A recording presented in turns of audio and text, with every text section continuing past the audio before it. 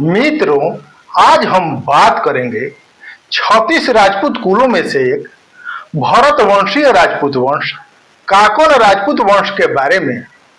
मित्रों, इतिहास वही जीवित रहता है जिसे सहेजा जाए। अपने पूर्वजों के शौर्य और राजपूत वंश की गौरव गाथा को आने वाली पीढ़ियों तक पहुंचाने का यह मेरा एक छोटा सा संकल्प है। इस डिजिटल यात्रा में आप सभी का स्नेह और सहयोग प्रार्थनीय है। पहले हम जानते हैं इनके कुल और गोत्र के बारे में। काकन सूर्यवंशीय क्षत्रिय हैं। इनके गोत्र भार्गव और भारद्वाज हैं, यानी इनमें दो गोत्र हैं। कुछ लोगों का गोत्र भार्गव है और कुछ लोगों का गोत्र भारद्वाज है। इसका निष्कर्ष यह है कि अलग अलग गोत्र होने के कारण इनकी आपस में शादियां होती हैं। माँ दुर्गा उनकी कुल देवी हैं तथा ये तलवारों की पूजा करते हैं। इस वंश के प्रमुख पूर्वज राजा रतन देव हैं, जिन्हें खड़ग बाबा के नाम से जाना जाता है। काकोन राजपूत इनकी विशेष रूप से पूजा और सम्मान करते हैं। काकोन का शाब्दिक अर्थ होता है पवित्रता, निर्दोषता या निष्कलंकता। काकोन राजपूत मुख्य रूप से भारत के उत्तर प्रदेश और बिहार राज्यों में पाए जाते हैं। ये अपनी वंशावली राजा दशरथ और केकई के पुत्र राजकुमार भरत से जोड़ते हैं, जिससे वे भरत कैकेय वंश के वंशज कहलाते हैं। इसी पारिवारिक संबंध के कारण इस कुल के कुछ सदस्य अपने उपनाम के रूप में कैकेय का भी उपयोग करते हैं। ऐसा माना जाता है कि यह कुल मूल रूप से प्राचीन गांधार के केकेय क्षेत्र से आया था, जिस पर भरत के पुत्र राजा पुष्कर के वंशजों का शासन था। उत्तर पश्चिमी क्षेत्रों में हिंदू राजवंशों के पतन के बाद काकोन राजपूतों के पूर्वज दक्षिण की ओर राजस्थान और सप्त कोंकण क्षेत्र में चले गए। कहा जाता है कि उन्होंने सोलंकी अर्थात चालुक्य राजवंश के अधीन सेवा की थी। माना जाता है कि काकोन शब्द कोंकण का ही बिगड़ा हुआ रूप है, जो उस क्षेत्र में उनके बसने का संकेत देता है। इसमें विद्वानों के भिन्न मत हैं। कुछ के अनुसार कोंकण का अपभ्रंश नाम काकन है। कुछ विद्वानों के अनुसार कैकेय से काकन शब्द की उत्पत्ति हुई और कुछ विद्वानों के अनुसार इनकी पवित्रता या निष्कलंकता के कारण इन्हें काकन के नाम से संबोधित किया जाता है। अब कारण चाहे जो भी हो, ये मैं आप पर छोड़ता हूं। rajputcommunity.in पर राजवंशी द्वारा लिखे गए एक लेख के अनुसार काकोन वंश दो मुख्य शाखाओं में बंट गया। एक शाखा दिल्ली की ओर चली गई, जबकि दूसरी शाखा महिष्मती क्षेत्र में चली गई। महिष्मती वर्तमान मध्य प्रदेश में बसी शाखा ने है वंशी शासकों के अधीन विश्वसनीय सैन्य कमांडरों के रूप में सेवा की। वहां से वे रतनपुर गए, फिर है राजा चंद्रज्योति देव के साथ प्रयागराज गए और बाद में पूर्वी उत्तर प्रदेश के बलिया जिले में मांझी, भरसार और हल्दी जैसे क्षेत्रों में बस गए। वैना और रसड़ा में है और करचौलिया क्षत्रियों के बीच हुई लड़ाई के दौरान काकोन राजपूतों ने हल्दी के है शासक को जीत दिलाने में निर्णायक भूमिका निभाई। उनकी वीरता के सम्मान में 14 काकोन कमांडरों को कुंवर की उपाधि दी गई और अतिरिक्त गांव प्रदान किए गए। कुंवर उपाधि का उपयोग आज भी स्कूल के कई सदस्य करते हैं। आज काकोन राजपूत मुख्य रूप से हल्दी और परसिया जैसे गांव में बसे हुए हैं। इनके एक प्रमुख पूर्वज हेमनाथ बाबा, जो अघोर परंपरा से जुड़े एक हिंदू आध्यात्मिक व्यक्ति थे। इनका स्मारक कपूरपाह हंसनगर में स्थित है। यह जगह 450 बीघा जमीन में फैली हुई है, जहां स्थानीय परंपरा के अनुसार संत के प्रति सम्मान दिखाते हुए कोई भी कुर्सी या खाट पर नहीं बैठता है। काकोन राजपूतों की एक और शाखा ने दिल्ली सल्तनत के तहत सैन्य कमांडरों के तौर पर काम किया। शाही आदेश से बाबा लौकम देव नाम के एक पूर्वज को उत्तर प्रदेश के मऊ जिले में औल्दे माऊ सरौड़ा भेजा गया। वहां उन्होंने वैवाहिक संबंध बनाए और औल्दे माऊ सरौड़ा को अपनी राजधानी बनाया, जिससे पूर्वी उत्तर प्रदेश और बिहार में काकोन प्रभाव के विस्तार की नींव पड़ी। औल्दे माऊ और सरौड़ा उत्तर प्रदेश के मऊ जिले में दो पड़ोसी गांव हैं।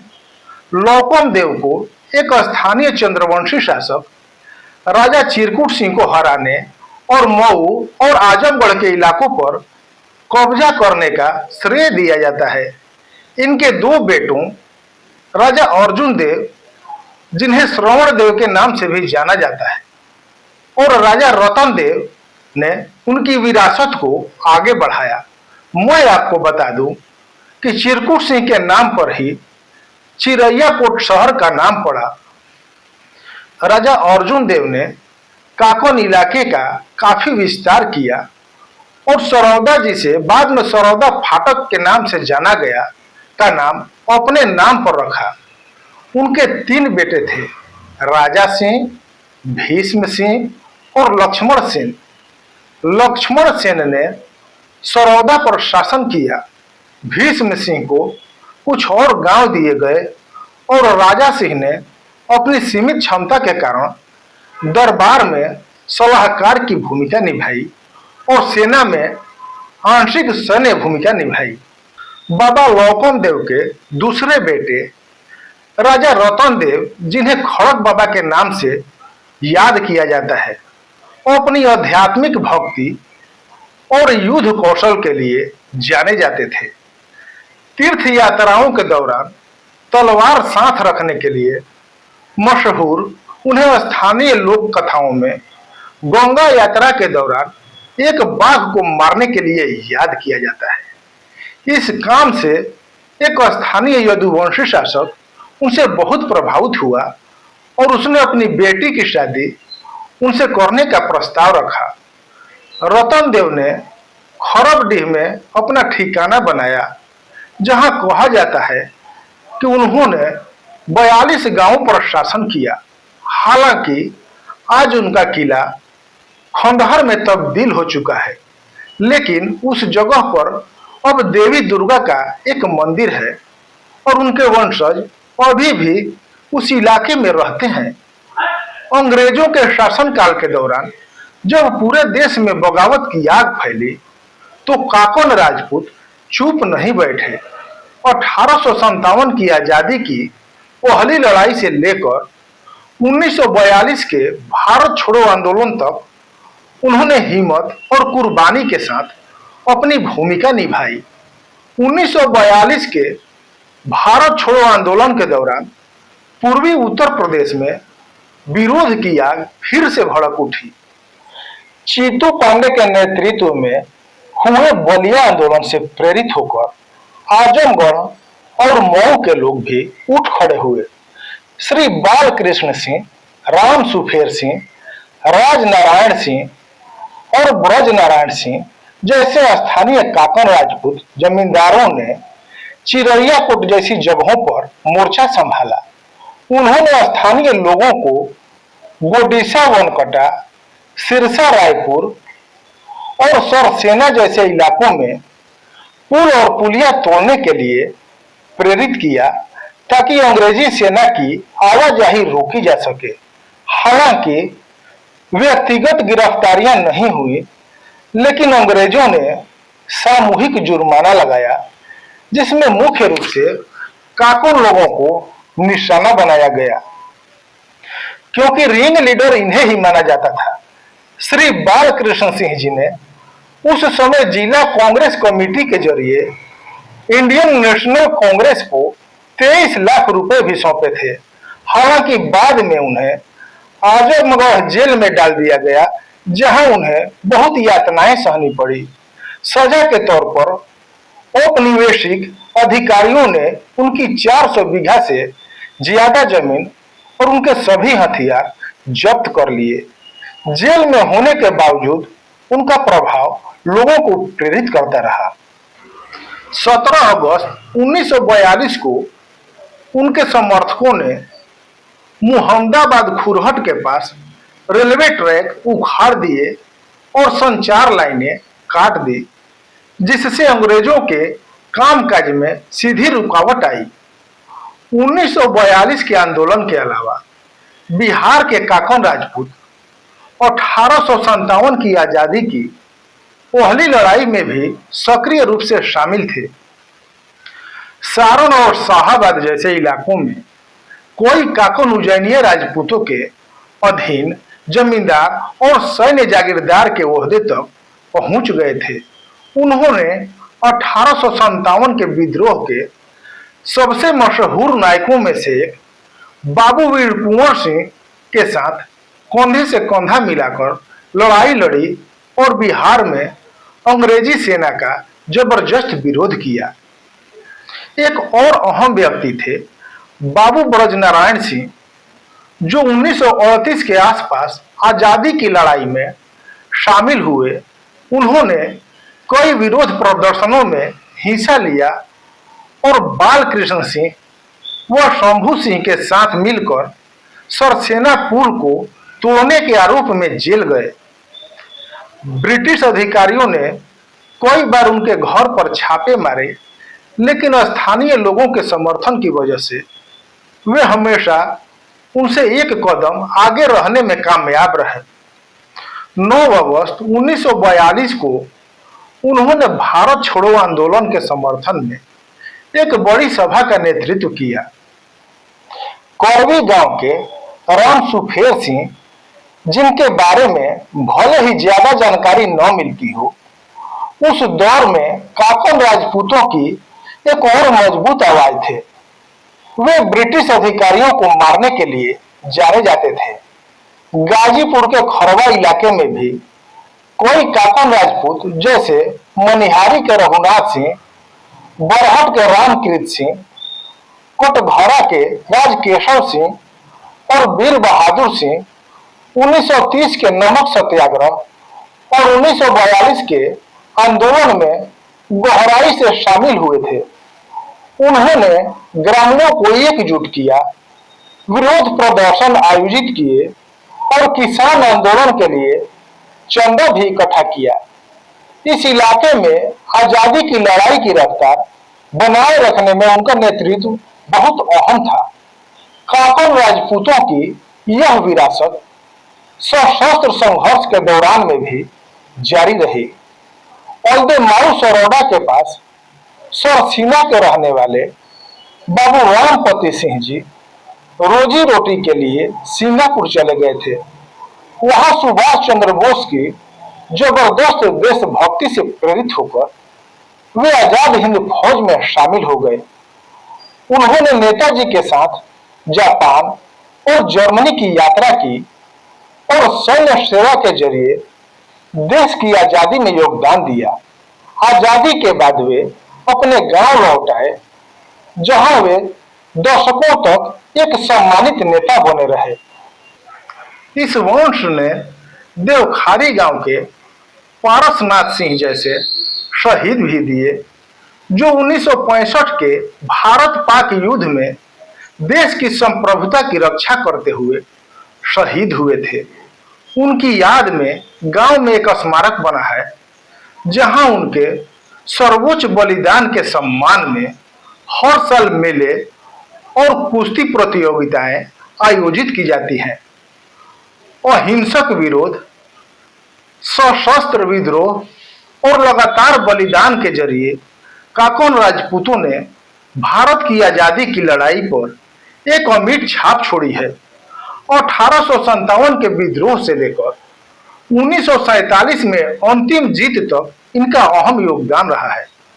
देश की रक्षा के क्षेत्र में भी उनकी बहादुरी और मातृभूमि के प्रति उनका समर्पण पीढ़ियों को प्रेरित करता रहा है। और स्थानीय लोक कथाओं के अनुसार औल्दे माऊ सरोड़ा के काकन राजपूत शाही परिवार की महिलाएं अपनी बहादुरी और अटूट संकल्प के लिए जानी जाती थी, जो पुरुषों की बहादुरी और संकल्प के बराबर थी। क्षेत्रीय लोक कथाओं में एक खास घटना का जिक्र मिलता है, जिसमें ब्रिटिश हमले के दौरान क्षत्रिय महिलाओं द्वारा किए गए जौहर का वर्णन है। कहा जाता है कि जब औल्दे माऊ सरोड़ा रियासत के पुरुष योद्धा युद्ध के लिए बाहर गए हुए थे, तब ब्रिटिश सेना ने किले पर कब्जा करने और उनकी अनुपस्थिति में महिलाओं का अपमान करने की कोशिश की। अपनी रक्षा के लिए किए गए एक साहसी और हताश संघर्ष में काकन राजपूत वंश की 52 महिलाओं ने हमलावर सेना का मुकाबला किया। जब हार निश्चित हो गई तो उन्होंने महल के परिसर में बने एक कुएं में कूदकर जौहर कर अपनी इज्जत बचाने का रास्ता चुना। आपको बताते चलूं कि जौहर का अर्थ आत्महत्या होता है। जिस जगह पर बाद के वर्षों में कंकाल मिलने की बात कही जाती है, उसे स्थानीय लोग इसी दुखद लेकिन वीरतापूर्ण बलिदान का स्थान मानते हैं। इस नुकसान ने शाही परिवार पर गहरा असर डाला, क्योंकि राजवंश के शोक संतप्त पुरुष कभी भी अपनी पुरानी ताकत या अपनी पिछली विरासत को पूरी तरह से बहाल नहीं कर पाए। आज के समय में औल्दे माऊ सरोड़ा और गाजीपुर के काकन राजपूत अपनी जमीन की मिल्कियत और इलाके में अपने असर व रसूख के लंबे इतिहास के लिए जाने जाते हैं। पीढ़ियों के दौरान काकन समुदाय के कई लोग पूर्वी उत्तर प्रदेश से बिहार चले गए, जहां उन्होंने खुद को बड़े जमींदारों के तौर पर स्थापित किया। खासकर सारण और शाहाबाद जैसे जिलों में इतिहास के पन्नों में दर्ज है कि बिहार में काकन राजपूतों ने उज्जैनिया राजपूत कबीले के अधीन जागीरदार और सैन्य कमांडर के तौर पर काम किया। इस इलाके में उज्जैन राजपूतों का काफी दबदबा था। 1857 की क्रांति के दौरान कोई काकन राजपूत बाबू वीर कुंवर सिंह के साथ जुड़े और ब्रिटिश औपनिवेशिक ताकतों का विरोध करने में सक्रिय भूमिका निभाई। आज भी काकन राजपूत उत्तर प्रदेश और बिहार दोनों जगहों पर सामाजिक, आर्थिक और राजनीतिक रूप से अहम भूमिका निभाते हैं और स्थानीय प्रशासन, ग्रामीण नेतृत्व और सांस्कृतिक संरक्षण में योगदान देते हैं। मित्रों, 84 लाख योनियों में भटकने के बाद व्यक्ति राजपूत कुल में जन्म लेता है। इसलिए मैं समय समय पर राजपूत वंश के बारे में जानकारी आपसे साझा करता रहता हूँ। मुझे बहुत गर्व होता है राजपूत वंश के बारे में जानकारी आपसे साझा करते हुए। अगर आपको भी अपने क्षत्रिय कुल पर गर्व है तो आप कमेंट में जय राजपूताना और अपने जिले का नाम जरूर लिखें, ताकि समझ में आए कि हमारे भाई देश के किस किस हिस्से में निवास करते हैं। मिलते हैं फिर किसी और राजपूत वंश की जानकारी के साथ। तब तक के लिए राम राम। जय भवानी, जय राजपूताना।